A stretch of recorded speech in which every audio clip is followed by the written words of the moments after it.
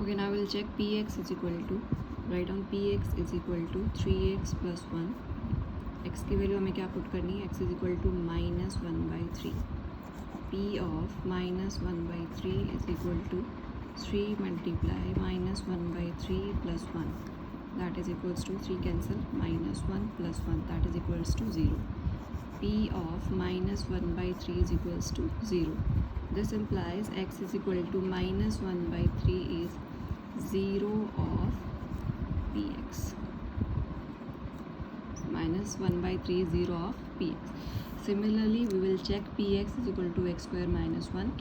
x की value 1 put करेंगे, एक बार -1 पुट करेंगे और फिर चेक करेंगे. अगर पॉलिनोमियल 0 आ रही है that means x is equal to 1 is 0 of px और x is equal to -1 is 0 of px. अगर x की वैल्यू, ये दोनों वैल्यूज़ पुट करने के बाद पॉलिनोमियल 0 आती है तो will check. This is your first part. हमने x की वैल्यू पुट की, उससे हमारे पास आंसर क्या आ रहा है, 0. This implies x is equal to -1/3 is 0 of px.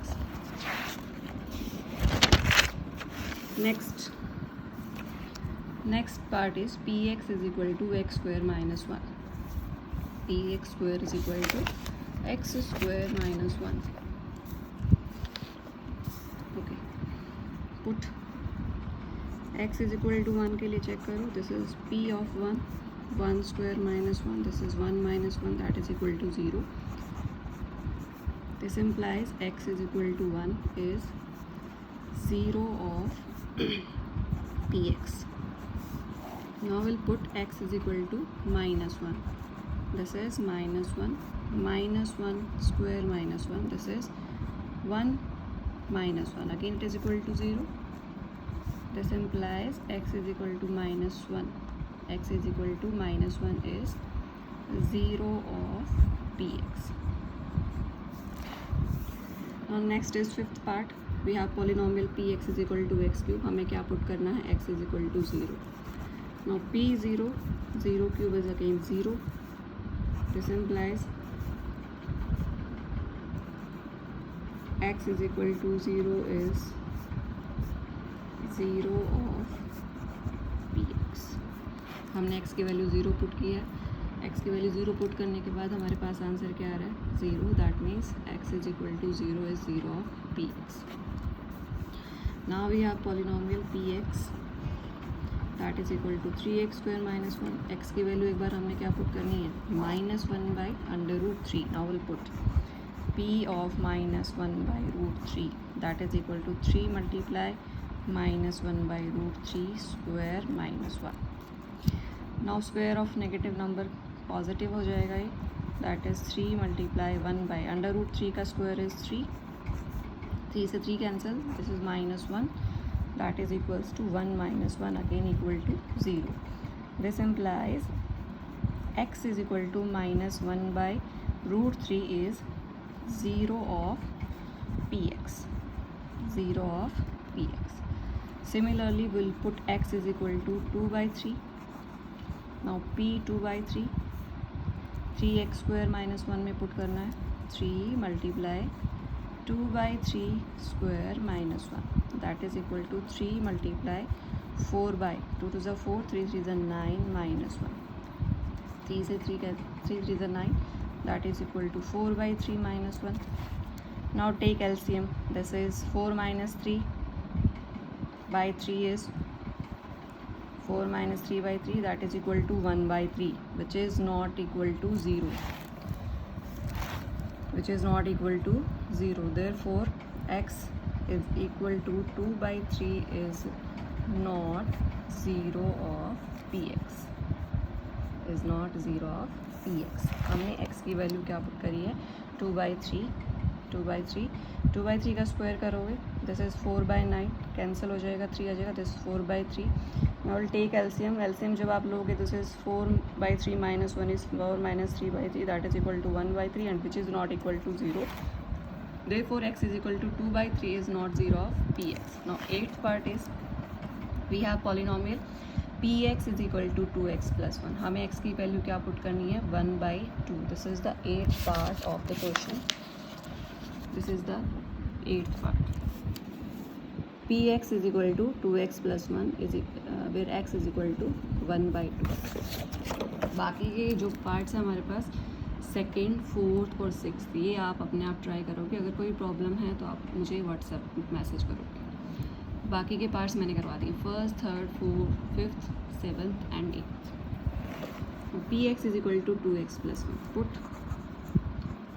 1/2, 2 multiply 1/2 + 1, 2 से 2 cancel, that is equal to 1 + 1, that is equals to 2. Now p of 1/2 is equal to 2, which is not equal to 0. This implies x is equal to 1/2 is not 0 of polynomial px. Simple आपने values put करके ये check करना है कि जो side में x की values दे रखी हैं वो उसकी ज़ीरोज़ आती हैं कि नहीं आती। अगर x की वैल्यू पुट करने के बाद पॉलिनोमियल 0 आ रही है, that means that value of x is the 0 of the polynomial, and if it is not equal to 0, that means it is not 0 of the polynomial px. Now question number 4 is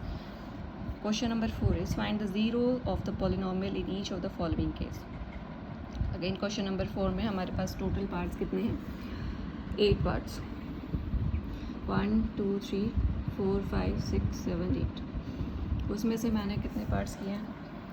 first, third, fifth and seventh. बाकी के parts आप खुद करोगे। आपने इसमें क्या करना है, आपने पॉलिनोमियल्स की ज़ीरोज़ निकालनी है। First is P X is equal to x + 5।